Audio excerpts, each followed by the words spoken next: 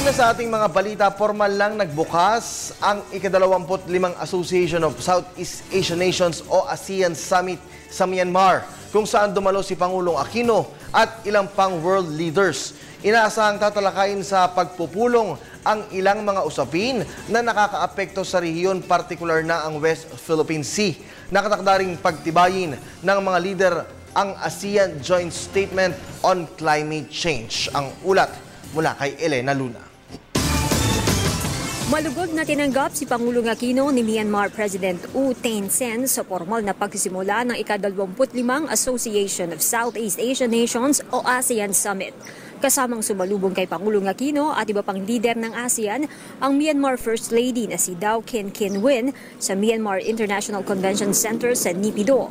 Mula sa APEC Summit sa Beijing, China, dito na dumiretso si Pangulong Aquino. Ang tema ng summit ngayong taon ay Moving Forward in Unity to a Peaceful and Prosperous Community.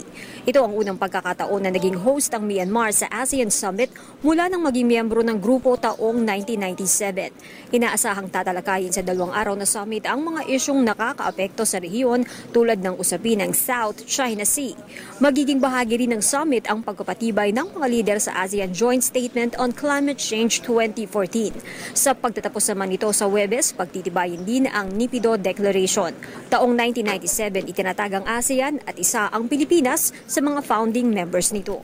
Mula sa Naypyidaw, Myanmar, Elena Luna para sa Telebisyon ng Bayan.